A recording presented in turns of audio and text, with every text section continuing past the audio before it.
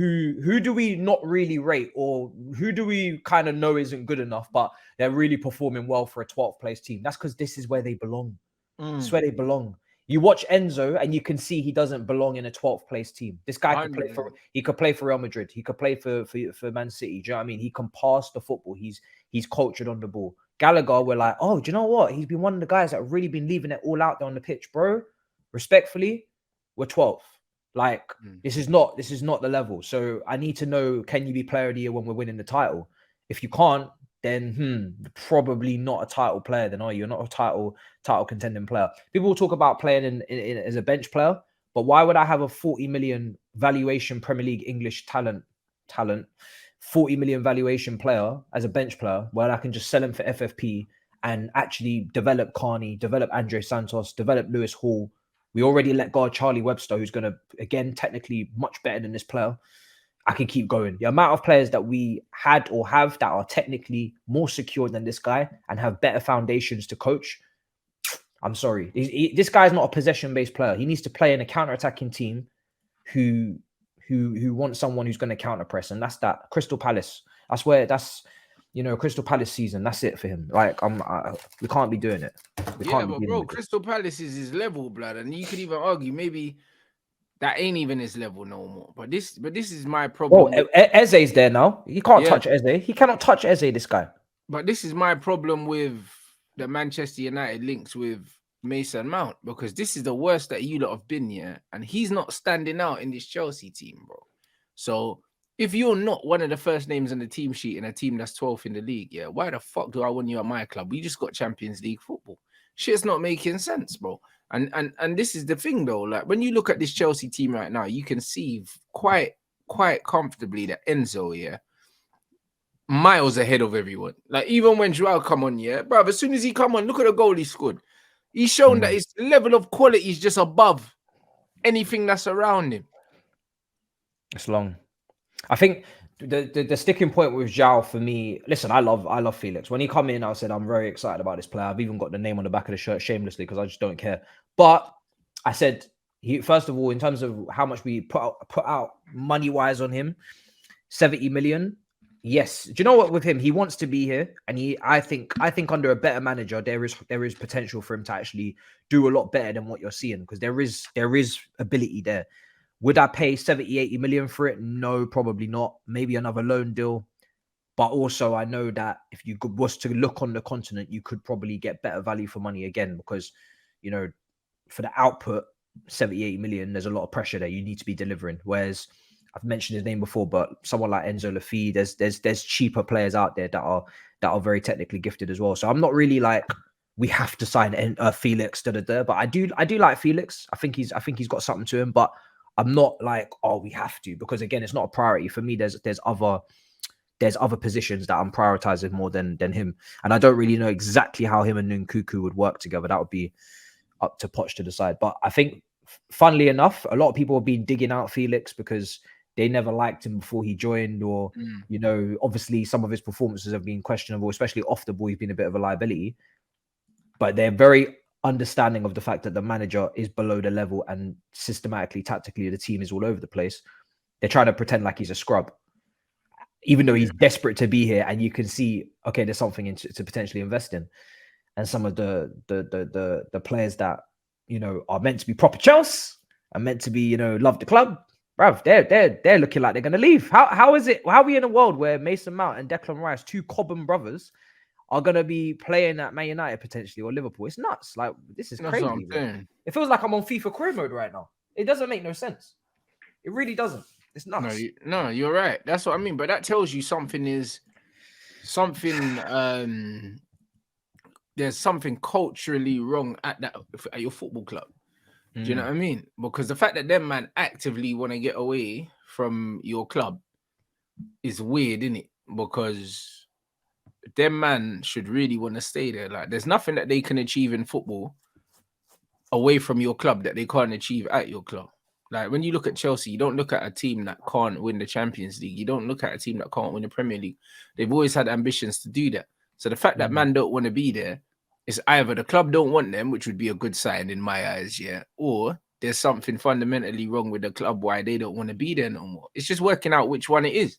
I think Todd's kind of policy on this whole like 5, 6, 7, 8 year contract thing, it works for some players it's not going to work. And I don't blame players for not want to sign on for that long, because at the end of the day, you're basically taking your future out of your hands completely. Like a 5-year contract is normal. 4 or 5 year contract is normal. When you're saying that you want a player to sign for 6, 7, 8 years, you do have to pay them potentially more than what they're worth at that current moment, because you need to take into account their trajectory. If that player looks like they have potential to improve and be better and be a top player, you need to pay them that level now, because you're not going to renegotiate with 5 years left or with 4 years left when they are that top player. So I think that's something that for me we're juggling at the moment, where if you're going to go with 7, 8 year contracts, big risk, the wage of that contract should be probably quite high as well. It should be high. So what are you saying, that the main sticking point for Mason Mount was the length of the contract and not the fact that he didn't want to stay at Chelsea?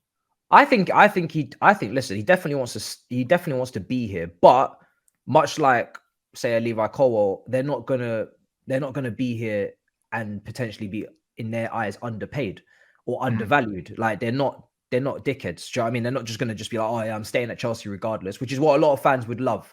A lot of fans would, and maybe because they've been kind of advertised as Cobham products or Cobham players, that they're just gonna just bend over backwards for Chelsea and they'll be here no matter what. That's not the case. This is business. This is football. At the end of the day, these guys want to maximize their earnings and they want to maximize the team that they can play at and challenge for trophies. If Chelsea are looking unstable and they've sacked 3 managers in 1 year and the owner's looking dodgy and then he's offering contracts that are not really making sense in comparison to competitors, then people are going to have to ask questions. They're going to have to question what their future is going to be. So I don't really blame Mount or Todd for the situation, because I do understand the situation. Mount has valued himself and his agents valued himself at a certain level because of winning Player of the Year, performing previously. Todd's come in and seen that he's not performing under his tenure as a starter. You're looking more like a depth player or a rotational player, and we're not going to pay you X amount or whatever. And it's they're kind of juggling between the two valuations. What I will say is that we're a little bit inconsistent in terms of lowering this wage bill, because I'm seeing Koulibaly's on 295. I'm seeing Sterling's on 350. Like we are paying players a lot of money. Now, granted, these 2 players are in their peak, but if you're going to bring the wage bill down and you're going to pay those players 300k plus and then they're not performing, you're not really going to tell a young 24-year-old who has done something for the club in terms of he has achieved a serious amount of success that he's not going to be making minimum 250, 240. So kind of digging ourselves into our own hole. So there's a lot going on, and I can understand why it's not a it just sounds like they don't want to give him the money because they don't rate him, which is fair enough, because I don't rate him at 250. That, you know what I mean? Yeah, neither do I. I don't think so. I don't rate him at 250, bro. Do you know what I mean? That's the kind of money that, like, and I'm thinking like Lingard at United, I think Jay Lings was on like 140 or something like that. I think Lingard was on like 140. That's Mason Mount's level, about 140, 150. That's what he's worth maximum.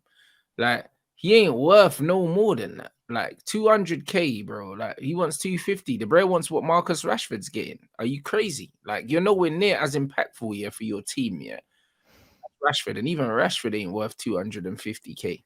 Yeah, but I wouldn't say Rashford's worth 250. He's not worth 250. But in this market with inflated wages, everybody's worth. Yeah, but in this, I mean, what's Sancho making? 350. Sancho's making 350. He's not done anything all season. Yeah, but that's what they're saying. But I don't think he's on that, bro. From what I heard, yeah, that's including bonuses. He's not taking 350 home, bro. Do you know what I'm saying? He's not taking that home. So it's one of those things where that even when you look at Rashford, the difference is Rashford is arguably the global face of Manchester United. Mason Mount ain't that for Chelsea, bro. Like, he was becoming the face though, which is but he was, and then he stopped performing, bro. Yeah, Rashford just hit 20 goals. But Rashford had a bad year last year, so it's like he did, and he didn't have a great year this year, but he still hit 30 goals in all competitions. Yeah, I think. Look, you know what I mean? For me, both the players have had their highs and lows. Like Rashford last season was really poor. And Mason Mount probably hit maybe GA I think it was his highest ever season. I can't remember exactly what GA he hit, like 28 or something, but it was strong. But even when he hit that GA, I said in terms of his overall performance, I don't feel like he's progressed. I feel like he's become a little bit more, goal hungry and GA focused like a Bruno, but he hasn't actually developed his overall game.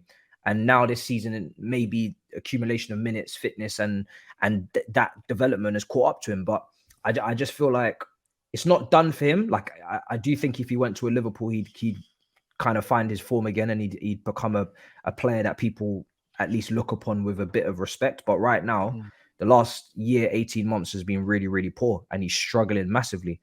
So it's a terrible time in his career to be kind of looking for the biggest like pay That's rise. it, because he's not putting in performances to justify what he values himself. But he's not irreplaceable, and I wouldn't build a team around him. So as much as a squad player, bro. Like honestly, Man United had Ji-Sung Parks here and Darren Fletcher's and that. He's in that mold of footballer, bro, where he's a useful player to have as a squad player, but squad players are not on 250k.